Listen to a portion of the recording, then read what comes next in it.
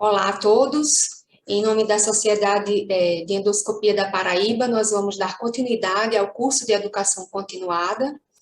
E hoje nós teremos a aula com o professor Dr. Celso Ardem. Ele é chefe do Serviço de Endoscopia do Hospital Moriá, é professor livre-docente de Cirurgia e Anatomia da Faculdade de Medicina de Ribeirão Preto, da Universidade de São Paulo, é professor do Departamento de Diagnóstico por Imagem, da Universidade Federal de São Paulo, Unifesp, é ex-presidente do capítulo da SOBED de São Paulo e ex-presidente da Sociedade de Gastroenterologia de São Paulo. O professor Celso vai nos falar sobre o papel do Spyglass nas afecções bilio-pancreáticas. Com a palavra, professor. Muito obrigado.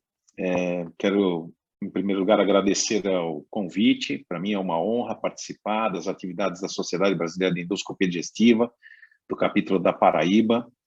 E também quero parabenizar a sua iniciativa de fazer um curso como esse, um curso continuado, que, na verdade, é de fundamental importância para o aprimoramento, né, das atividades endoscópicas do nosso país. Bem, eu vou falar sobre o papel do Spyglass nas afecções da via biliar e pancreática. Eu não tenho nenhum conflito de interesse, nada a declarar, de nenhuma forma. A gente sabe que a colange endoscópica retrógrada é o padrão ouro, né, para o diagnóstico e também para o tratamento das doenças da via biliar e pancreática. Mas existem algumas limitações, e uma delas, por exemplo, é como retratada nessa imagem, sobre as estenoses da via biliar. E a gente sempre tem que fazer um diagnóstico classificatório dessas estenoses, dizendo se essas estenoses são benignas ou se elas são malignas.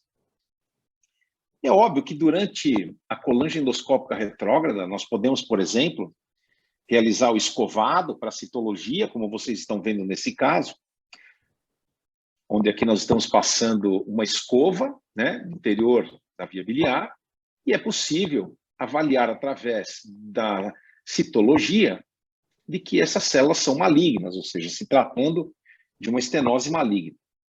Nós temos também a biópsia endoscópica, que também permite esse diagnóstico, inclusive um diagnóstico um pouquinho mais preciso da malignidade, mas a gente sabe, né, que essa biópsia endoscópica, quando feita através do duodenoscópio no interior da via biliar, tem uma baixa sensibilidade. A colangioscopia, ela surgiu em meados da década de 70. E, com certeza, ela era muito difícil de ser aplicada, porque você necessitava de 2 endoscopistas, você necessitava de um endoscópio com um grande canal de biópsia e as limitações técnicas e desenvolvimentistas da época não permitiam isso com muita precisão. Com o passar do tempo, recentemente houve um incremento na tecnologia, tanto para o diagnóstico quanto para a terapêutica. E atualmente, você tem 2 tipos de sistemas, né? O operador solitário e aquele antigo ainda, né, que a gente pode dizer que é aquele administrado por 2 operadores e que permite, às vezes, até o uso da NBA para fazer o diagnóstico dessas lesões. Sem sombra de dúvida, né, o Spyglass foi uma evolução muito grande.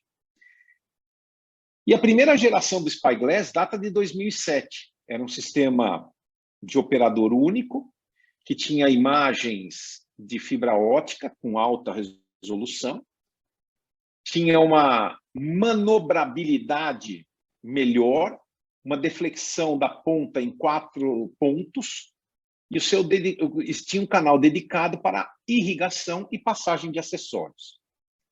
Mas, na verdade, as imagens que nós tínhamos com esses equipamentos não eram imagens que nos agradavam muito para nós, endoscopistas, que temos os endoscópios dedicados e que podem identificar, né, através da magnificação, por exemplo, lesões neoplásicas de mucosa. Em 2015, a mesma casa identificou e desenvolveu o Spyglass DS, ou seja, o Spyglass Digital Sample. Esse sistema é um sistema de operador único e também de uso único. Tem um sensor digital que tem uma resolução 4 vezes melhor do que aquele idealizado em 2007. Tem um campo de visão 60% maior e mais amplo e permite a passagem de acessórios redesenhados para facilitar o seu uso, tal qual pinças de biópsia, catéteres de esclerose e outros. Hoje, as indicações do Spyglass Digital Simple, eles servem para o diagnóstico, ou seja, estudo e biópsia das estenoses da via biliar. Ele permite a visibilização direta de cálculos no interior da via biliar não detectados pela CPRE.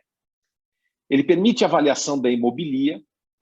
E, além de tudo, o Spyglass permite até atividades terapêuticas, como, por exemplo, a litotripsia de cálculos, onde nós podemos utilizar o laser e a litotripsia eletrohidráulica.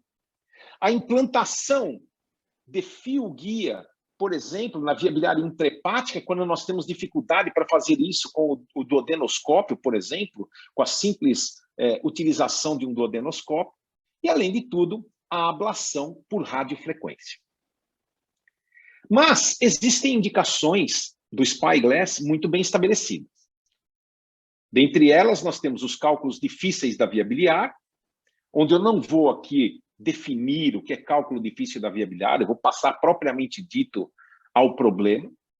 As estenoses biliares indeterminadas e na investigação das estenoses pós-transplante e também na avaliação da hemobilia.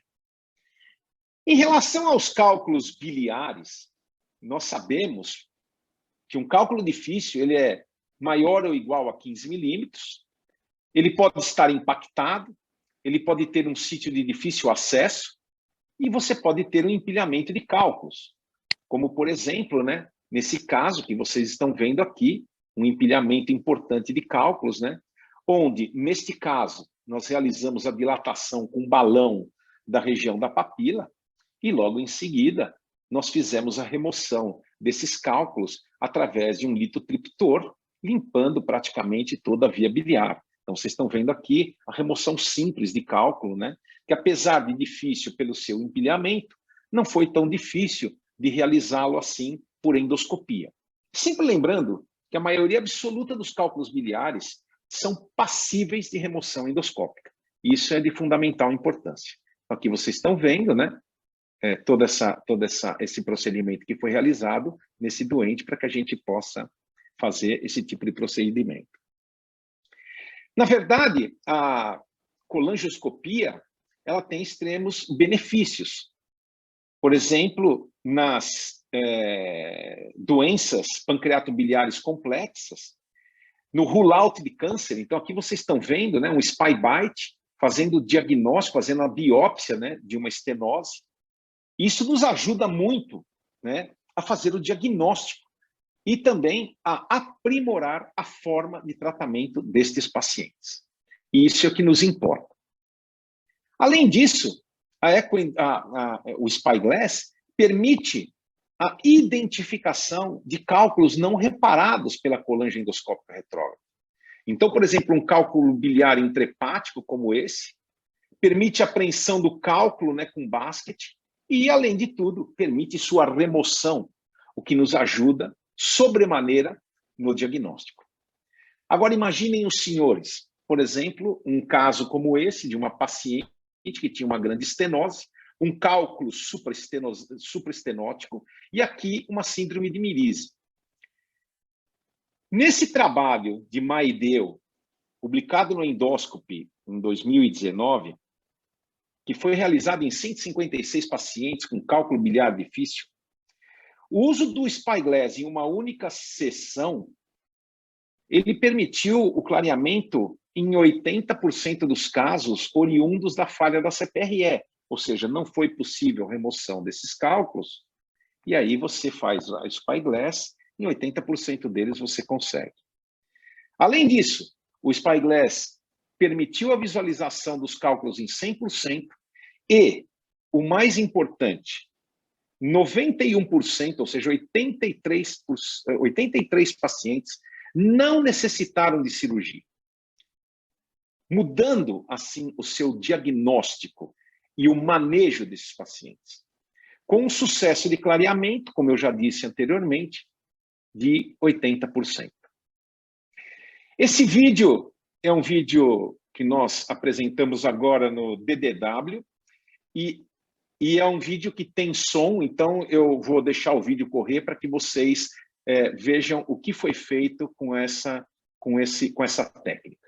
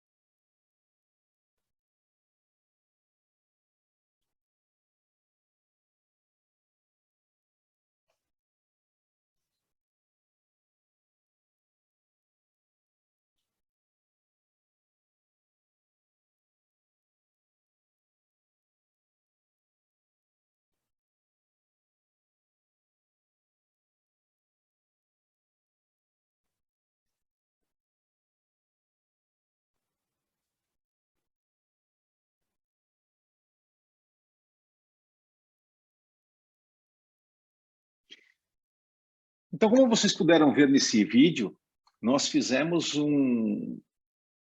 em cálculos extremamente complexos, como foi o desse paciente, nós fizemos uma abordagem percutânea com o Spyglass, ao mesmo tempo, depois nós fizemos uma abordagem pela duodenal retrógrada, e nós fizemos terapêutica através do SpyBite no segmento 2 e 3 do fígado, e também passamos o fio guia para clarear os cálculos intrahepáticos, mostrando que realmente o Spyglass nos ajuda e nos ajuda muito nesses casos de extrema complexidade e casos esses que, por um limite muito pequeno, poderiam ter sido submetidos a um procedimento operatório devido à falha do tratamento endoscópico. Então, a gente tem avançado cada vez mais nesse tipo de diagnóstico. Outra indicação muito bem estabelecida são as estenoses biliares indeterminadas. E aqui eu mostro mais um caso da nossa casuística, onde o Spyglass foi fundamental para determinar se a lesão era benigna ou maligna. Então, aqui vocês estão vendo a escopia inicial, né? Aqui vocês estão vendo a passagem do fio guia, né? Através da drenagem percutânea. Ali vocês estão vendo, depois da drenagem percutânea, a colangiografia inicial. E aí nós estamos passando o Spyglass. Então, neste caso, nós necessitávamos fazer o diagnóstico de malignidade ou de benignidade. Nós utilizamos para fazer esse tipo de diagnóstico hoje a classificação de Mendoza. E a classificação de Mendoza, nós temos um trabalho que acabou de ser publicado no Gastrointestinal Endoscopy, um trabalho multicêntrico, mostra que quando você tem essas formações digitiformes, alterações vasculares e friabilidade, a chance de você ter o diagnóstico de uma lesão neoplásica maligna é de aproximadamente 70%. Então, vocês estão vendo aqui o epitélio típico de uma lesão neoplásica, né? Ou seja, já no hilo hepático, uma vascularização aberrante, e a biópsia mostrando um sangramento também exuberante. Isso, com certeza, faz o diagnóstico de uma lesão neoplásica maligna, como vocês estão vendo nesse caso, o que foi confirmado pela biópsia. Então, aqui vocês estão vendo o Spyglass acima da estenose, aí vocês estão vendo a mucosa fibrótica, né, da biópsia, né, abaixo da estenose, ou seja, lá no colédoco distal, e aí vocês estão vendo depois, com o próprio Spyglass, uma revisão da hemostasia para ver se não estava sangrando absolutamente nada. Mas vocês estão vendo aí toda a mucosa dos ductos secundários, inclusive dos ductos intrahepáticos, como vocês podem ver, né, através da passagem. Então, nesses casos, o Spyglass permite, inclusive, a colocação, como vocês estão vendo aí, de fio guia para a drenagem setorizada, seletiva dos segmentos intrahepáticos. Nós sabemos que o diagnóstico é fundamental, né? Porque ele vai determinar que tipo de tratamento será feito. E a gente sabe também que a CPRE ela tem uma sensibilidade para um escovado de 45% e da biópsia de 48,1%. E quando a gente associa os dois, não chega a 60%. Então, isso mostra que realmente nós precisamos de um método mais efetivo. E, sem sombra de dúvida, o método mais efetivo hoje é o Spyglass nesses pacientes. Nas estenoses biliares indeterminadas, nós temos o estadiamento pré-operatório, paciente com colangiocarcinoma, e o Spyglass pré-operatório tem uma sensibilidade de 88%. O SpyBite permite diminutas biópsias, que são difíceis de interpretar. E por isso que nós indicamos sempre a realização do cell block e da microhistologia, que tem resultados praticamente similares. O diagnóstico correto pode ser dado pelo número de biópsias, ou seja, 3 biópsias, você tem 90% de acurácia. E o on-site versus o off-site labs, você não tem tanta diferença, ou seja, 90% versus 87%. Essa discussão que vocês estão vendo aqui é praticamente a mesma, né, que a gente tem na ecoendoscopia com as biópsias de pâncreas, onde a gente vai dizer se tem o Rapid On-Site Examination por patologistas, que é o ROSE, ou se a gente, por exemplo, faz cell block ou microhistologia. Então, essa é a mesma discussão das estenoses. Outro papel importante seria a colangite esclerosante primária. A gente sabe que o CEP tem alto risco para desenvolver estenoses benignas e ou colangiocarcinoma. A criação de um sistema de classificação dessas estenoses, com certeza, monitora a doença e determina o tipo de tratamento. Então, esse trabalho que eu estou mostrando aqui para os senhores, em 30 pacientes com CEP, a classificação visual mostrou a característica inflamatória, fibroestenótica e formadora de massa nodular, determinando assim o risco de malignização. Isso torna o Spyglass também uma arma importante para o acompanhamento das colangites esclerosantes primárias, principalmente nas dúvidas. Então, aqui vocês estão vendo um epitélio inflamatório, aqui vocês estão vendo um epitélio fibroestenótico, e aqui vocês estão vendo um epitélio nodular. Em relação às doenças pancreáticas, a gente sabe que o IPMN, quando examinado pelo Spyglass, tem uma avaliação benéfica. O diagnóstico de malignidade pode ser feito em até 68% das vezes, além da detecção de estenoses e também da remoção de cálculos. Esse é um estudo de 13 anos em 79 pacientes com IPMN que foram submetidos ao Spyglass. E houve um 97% de sucesso para a introdução do Spyglass no interior do ducto pancreático principal. A detecção da malignidade foi visual em 87% e foi visual mais o SpyBite em 91% das vezes, mostrando a efetividade desse tipo de procedimento. Esse é um caso da nossa casuística, de um paciente que tinha, como vocês podem ver, um IPMN. Olha só a quantidade de gel, né, que é liberado, esse aspecto. E aí e aqui vocês estão vendo a via biliar com uma prótese e aqui o ducto pancreático principal.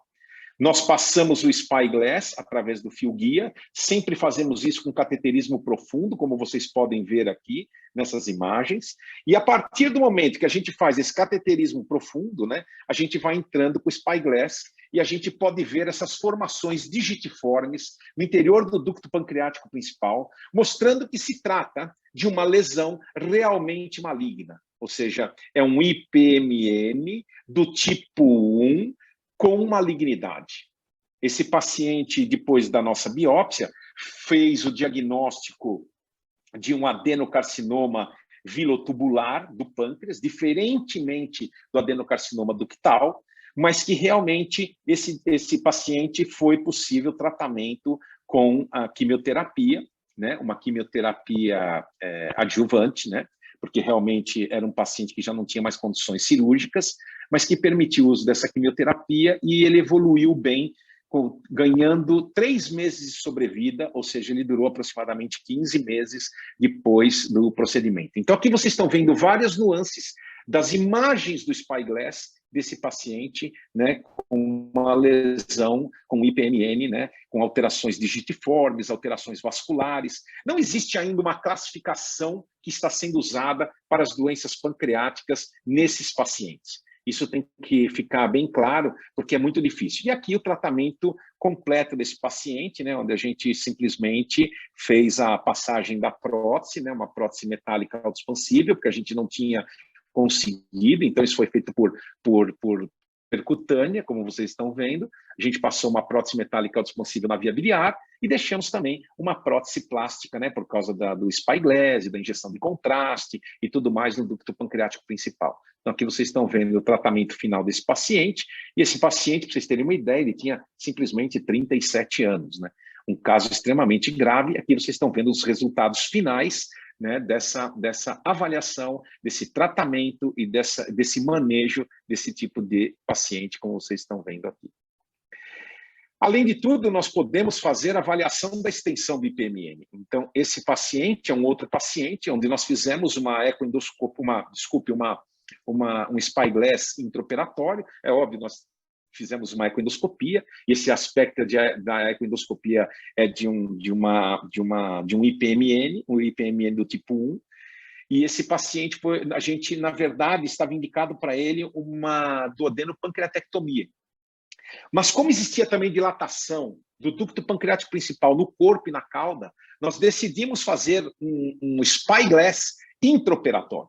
E foi exatamente isso que nós fizemos nesse paciente. Aqui você está vendo a papila, né? Totalmente bojuda. Aqui nós estamos fazendo cateterismo, né? Cateterismo normalmente desses pacientes é extremamente fácil, né? Porque eles têm tudo muito dilatado. A gente fez uma esfincterotomia, olha o muco, né? Olha assim a geleia, né? O gel que sai do interior da via biliar, né? Mostrando que realmente se trata de um IPMN. Mas a gente tinha que saber qual é que é a extensão. E a dúvida é, fazemos uma duodenopancreatectomia ou uma pancreatectomia total? Até este momento, nós estávamos crentes que nós iríamos fazer neste paciente uma duodenopancreatectomia. Então, nós fomos extremamente agressivos, fizemos uma esfincterotomia pancreática, fizemos uma dilatação da região inicial do ducto pancreático principal para a fácil passagem do Spyglass. E a partir desse momento, da introdução do Spyglass, né, que vocês vão ver aqui, a gente foi até a região da cauda. Olhem a diferença de mucosa desse paciente, né, com alterações vasculares importantes, com formações discretas digitiformes, friabilidade da mucosa. Então, uma vez caminhando por todo o ducto pancreático principal, sempre guiado por fio-guia, nós pudemos realizar biópsias do corpo do pâncreas, da cauda do pâncreas e também da cabeça do pâncreas. Mostrando que, nas 3 regiões, nós tínhamos displasia muito bem evidenciada durante a congelação pelos patologistas. Nessas imagens, vocês estão vendo neovascularização. A neovascularização pode ser observada aqui, como vocês estão vendo aqui. Aqui vocês estão vendo áreas cicatriciais, áreas ulceradas, né? Vocês podem ver que o ducto pancreático principal está totalmente alterado. Sua mucosa já não é uma mucosa mais normal. E olha aqui as formações digitiformes, a friabilidade, né? Então, isso realmente chamou bastante atenção. Olha só as áreas de estenose, né? As áreas cicatriciais, como vocês estão vendo aqui, determinando um pré-estabelecimento da estrutura do pâncreas. E aqui vocês estão vendo que o pâncreas, que o Spyglass está na cauda. Então, nós fizemos o SpyBite dessa região e identificamos, infelizmente, aqui como vocês estão vendo, as imagens, identificamos displasia de alto grau. Então, isso indicou a mudança da estratégia terapêutica nesse paciente, de uma simples duodenopancreatectomia para uma pancreatectomia total. Hoje, nós temos em nossa casuística 7 pacientes, né? 7 pacientes que já foram submetidos ao Spyglass pancreático e houve o manejo e alteração da estratégia terapêutica em praticamente todos eles, em 6 doentes. Em um, não houve essa diferença, mas, no entanto, a gente conseguiu fazer o diagnóstico que até então não era diagnóstico. Na pancreatite crônica, é possível a remoção de cálculos, como vocês podem ver aqui, desde que nós tenhamos um ducto pancreático bem dilatado. E no pós-transplante hepático, como nesse caso, a gente pode identificar exatamente a estenose e fazer biópsias para determinar se isso é única e exclusivamente um processo inflamatório ou se é um processo neoplásico. E, por fim, nós temos a terapia fotodinâmica, orientada pelo Spyglass, em pacientes com neoplasia, como nesse caso, como nesse nosso caso, que a gente utilizou o Spyglass para realizar a terapia fotodinâmica, para queimar, entre aspas, o tumor, melhorando assim a drenagem e também a possibilidade de implantação de prótese plástica nessa região. Então, aqui vocês estão, esse é um caso que nós fizemos em Ribeirão Preto, é um caso que já está publicado, mostrando que realmente o Spyglass tem inúmeras possibilidades terapêuticas como guia, ou seja, como uma via que transporta essas formas terapêuticas que são evidenciadas pelo procedimento. É óbvio que nós temos alguns fatores econômicos. A adoção do Spyglass na rotina da via biliar e pancreática tem um custo razoável. Os dados, no entanto, são extremamente limitados. Para a colangite esclerosante primária, existe apenas um estudo que compara o Spyglass versus a CPRE com escovado, FISH e biópsia guiada, sendo que a CPRE com escovado é mais utilizada e mais fácil, mas o Spyglass teve melhor custo-efetividade por causa da alta sensibilidade em detectar o colangiocarcinoma. Em relação aos eventos adversos, o Spyglass é extremamente seguro, ele pode apresentar, após o seu uso, colangite, pancreatite e hemobilia.